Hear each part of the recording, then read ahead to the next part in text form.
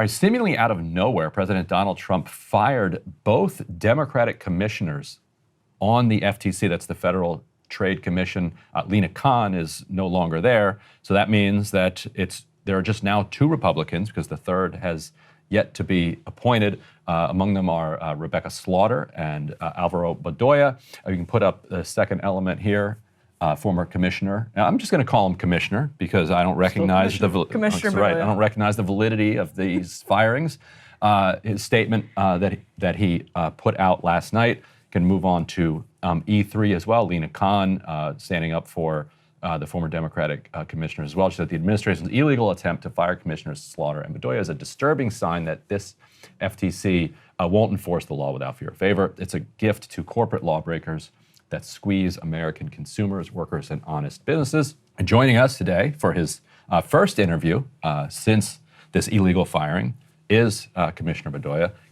Commissioner, thanks for joining us. Thanks for having me. So this was always considered to be a possibility. Yeah. But on the other hand, they could easily have 3 Republicans. All they have to do is hold a vote. Right. And they can get the third one. And then they scheduled for Monday. Yeah. Yeah. So then they 3-2. You know, you guys can complain, and also, you know, Andrew Ferguson, the FTC chair, you guys work with him fairly well. Like when he was named the chair over Holyoke and over other possibilities, it was seen in the anti-monopoly circles as kind of a win for the Vance wing because he's closer to you guys and Lena Khan than anybody else. And this bipartisan antitrust thing, you know, where we're actually going to go after corporate power, might actually be gaining some steam here. Yeah. And they don't need to fire you because, like I said, they can just outvote you every single time if they don't like where you come from. So, did you expect that they would do this? And how did you learn? Did you learn from Fox News? I thought it might happen. I was surprised at the moment it happened because. Well, when did I learn? I just left work and I was at my daughter's gymnastics practice. Okay. When Commissioner Slaughter called me and said, "Have you checked your email?" And there was some guy at the White House claiming that the president was firing me. Look, I think timing is important because if this were just a unitary executive thing, we would have been on that checklist week 1 or week 2, along with Gwynn Wilcox at the NLRB. I think instead you got to ask who this is helping and why they did it when they did, because this doesn't help MAGA, this helps Musk. Right. I think you got to think about the billionaires over the president's shoulder at the inauguration. 3 examples. I am currently suing Amazon in not 1 but 2 lawsuits. I am responsible for enforcing a privacy consent decree against Elon Musk and X. And I am a judge in a matter where FTC staff is trying to ramp up the privacy protections that apply to its users. Who else have we been investigating? Pharmacy middlemen who allegedly, you know, send kids with cancer home and say, no, you can't get your cancer medicine at that independent pharmacy. You got to get it in the mail in the pharmacy we own. Can we pause for 2 seconds on the pharmacy middlemen? Sorry. Absolutely. In the lame duck between the election and the inauguration of Donald Trump, there was pharmacy middleman reform included in that legislation that was about to pass. Yeah. When Elon Musk jumped in and stopped it from passing, and a new bill passed. I understand since then something like 300 plus pharmacies have closed as a result. That's what I've heard as well. Can you tell people just very briefly, like, who are the, like? Absolutely. What's going on here? Absolutely. So it used to be that there were multiple health insurers and lots of independent pharmacies. And over time, there grew to be this middle layer of these entities called PBMs, pharmacy benefit managers. And frankly, when they're all independent, it's great because they cut good deals for the insurers from the manufacturers, all right? But what happened? It started to be that each of the big 3 insurers bought or got their own pharmacy middlemen. And then those pharmacy middlemen have their own pharmacies, often mail order, sometimes not. So what happens? A lot of those multi-billion-dollar companies don't consider it profitable to serve rural America, urban America. It's the independents that serve those folks. My first trip as an FTC commissioner was to Charleston, West Virginia. Met in a strip mall with a bunch of pharmacists who took care of a lot of folks during COVID when no one else did. And what those folks say is, yeah, I got people showing up at my pharmacy with prescriptions for cancer medicine, and they're told, go home, wait for it, because the PBM says, I can't give it to you. You need to get it from their pharmacy. I met with pharmacists in Louisiana who said after Ida came through, there were about 24 pharmacies served 2 parishes. People were showing up at the 4 pharmacies that were open, including like 3 or 4 independents, and they got a screen that said, you cannot give this person their insulin prescription. They need to go to the pharmacy we own down the street, which is under 3 feet of water. Right. That is who we're talking about here. Right. And you guys are coming after that. We have been in the middle of a, I think, more than year-long market study into the pharmacy benefit managers. What's more, me and Commissioner Slaughter are sitting as judges in a case in which FTC staff alleges that these middlemen are competing not to lower the price of insulin, but to raise it. And if our lawsuit, to make clear that we are still commissioners, fails, I don't know what happens to that lawsuit. Right. So I'm curious about this timing question as well. Yeah. That is very interesting. And Ryan mentioned some of the common ground between you and Andrew Ferguson, and common ground that Andrew Ferguson had found with Lina Khan. Yeah. But you guys had a dust-up recently over, I think it was diversity, equity, inclusion stuff at the FTC, which Andrew Ferguson said he would strip out. Right. And I'm curious also if maybe, because it strikes me as, Sundar Pichai is trying to have a great relationship with Trump, despite the Trump DOJ originally filing the Google antitrust suit and all of that. So they had to have known. I mean, Ferguson has been no friend of Amazon and Jeff Bezos. They had to have known some of this was coming.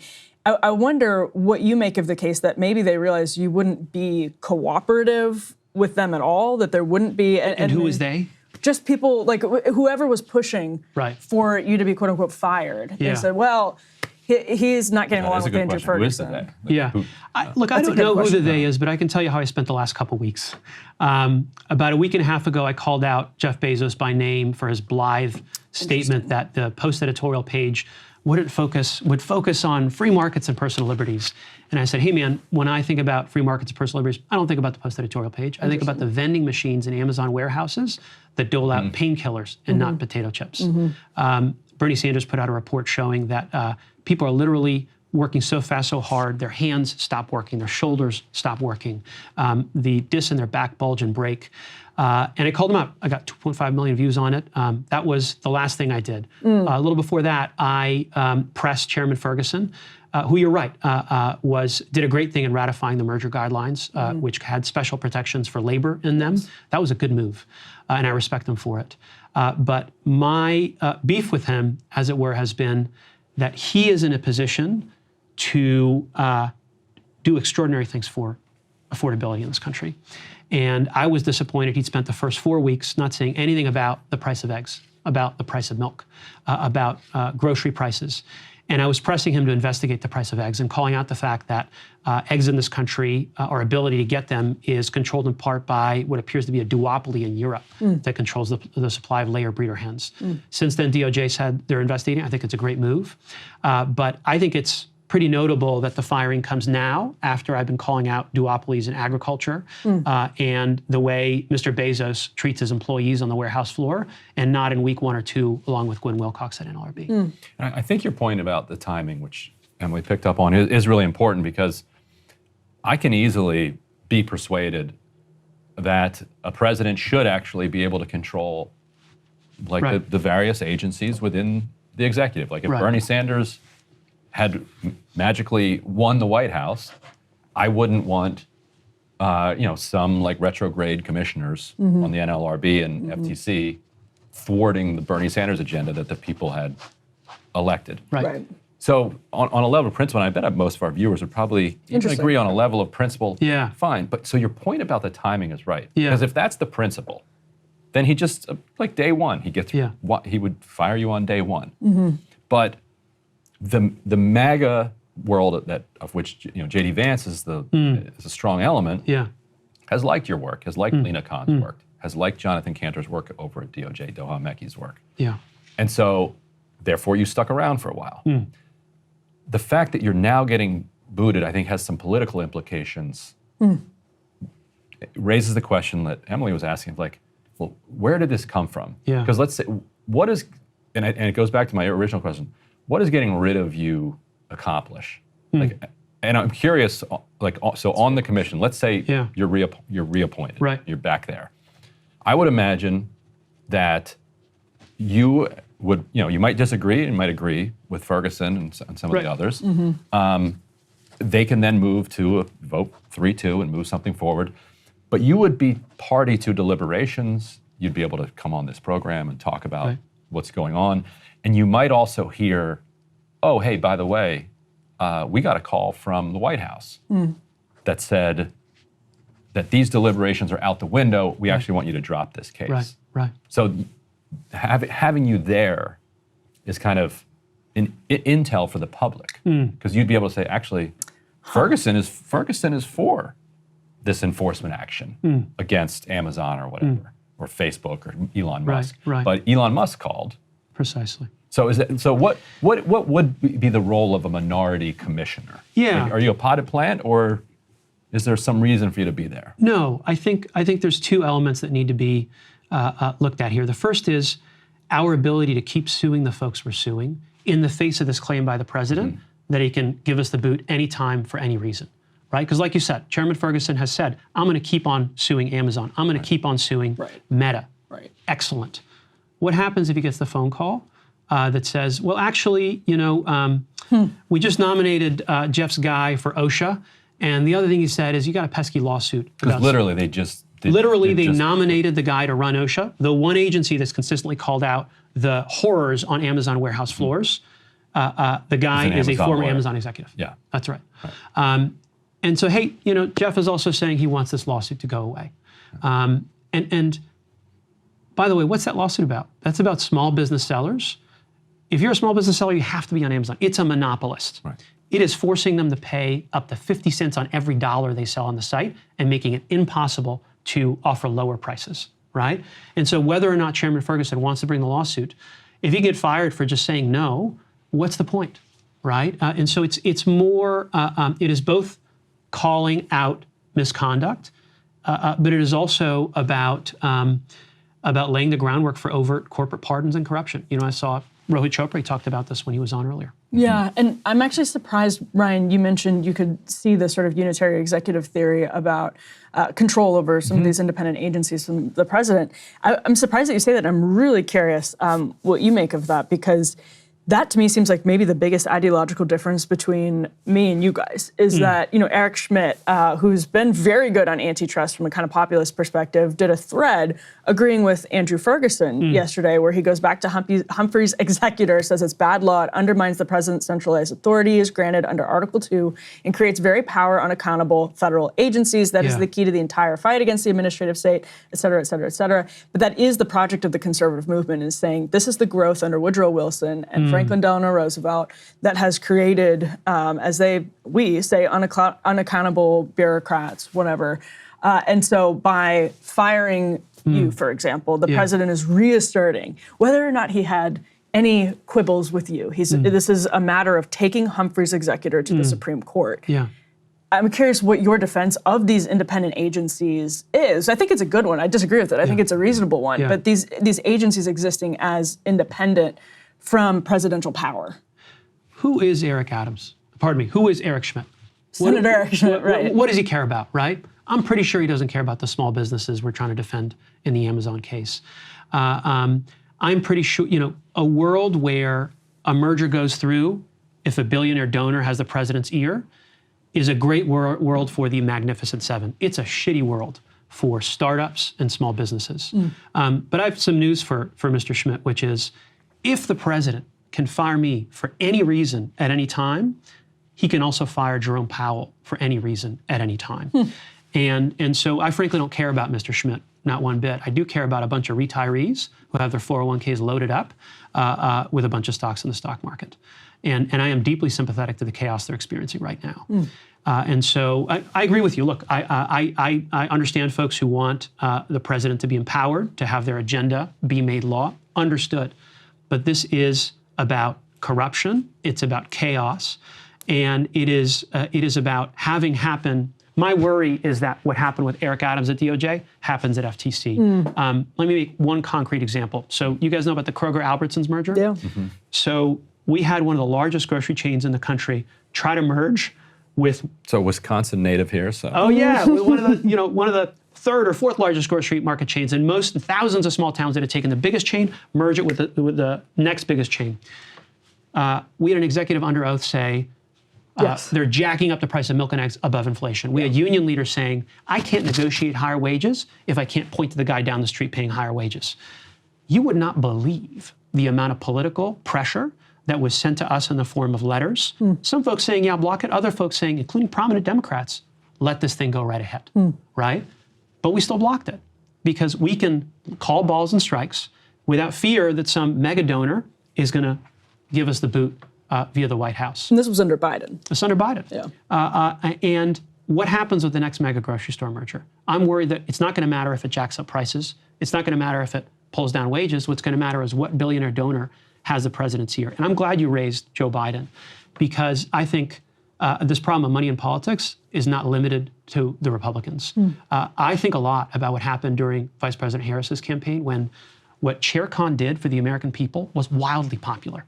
Who likes not being able to cancel a subscription unless they call on Tuesday mornings, between 10 a.m. and noon, right? That's the Breaking Point's premium policy, though. That's you have to get Sagar on the phone. That's right. You have to tweet at him and he has to follow you back. Who likes non-competes? Who likes cancer companies trying to corner the market on cancer tests or companies trying to monopolize treatments for Pompey's disease? Nobody. And yet Vice President Kamala Harris would not say, I will keep Lena Khan on as the chair of my FTC. What's that about? It's about money. Yeah. She had Reid Hoffman. Yeah. She did indeed. Yeah. Yeah, Reid Hoffman out there saying. So where does this go now? Are you, what do you have do? you followed suit? And what are you doing today? Yeah. Like, what are you going to try to go back in? Is it like a USAID situation? Good question. So I'm not going to put the security guard at the front desk in the position of having to listen to me or listen to the White House, right? I'm not going to do it to that guy. And so what I'm doing is calling out the fact this opens the door to corporate pardons, that this was not an effective legal firing, that I remain an FTC commissioner, and we'll soon be filing suit to make that clear for everyone involved. And what's the legal argument? So much as people are trying to overrule Humphrey's executor, in their heads, Humphrey's executor is still good law. And the day the Supreme Court says it's not, and the president says, you're gone, I'm gone, no problem, right?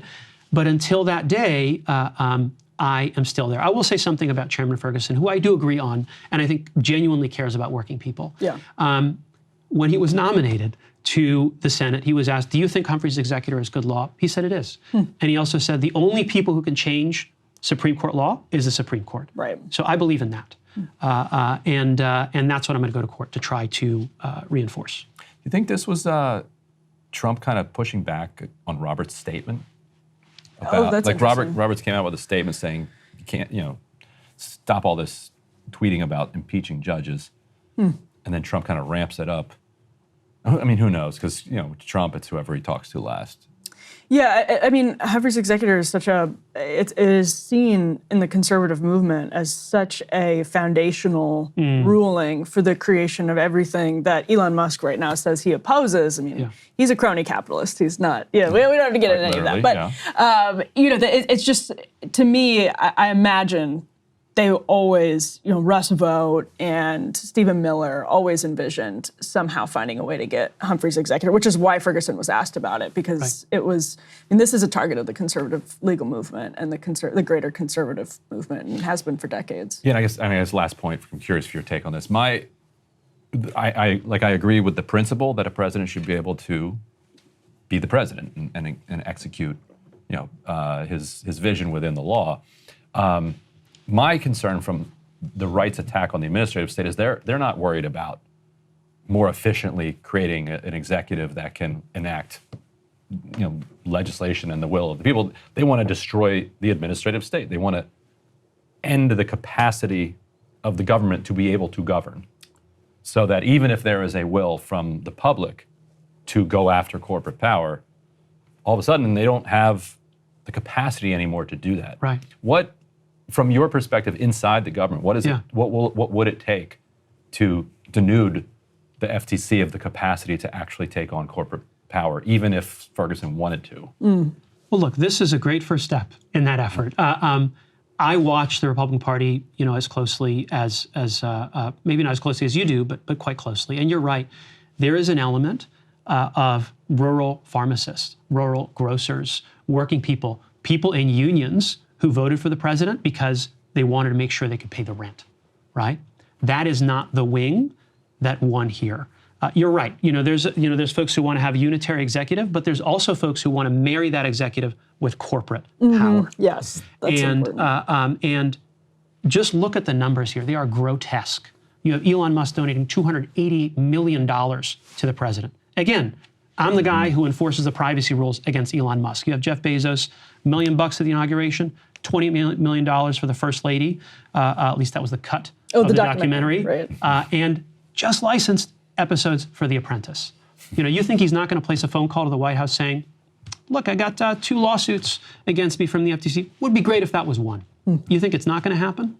And if you look at the law, because we've been talking about Supreme Court precedents, corruption isn't just about the actual act, Eric Adams style, of quid pro quo. It is also about avoiding the appearance of corruption. And that is what's being defeated today. The ability for us to have the appearance of independence and not be fair-minded people trying to promote a fair market and call balls and strikes. That's what's happening here. If we lose, but we will contest this, and I think we'll win. Super, super interesting. Yeah. Thank you for giving us your first interview. Thank you. Eager to see where this goes.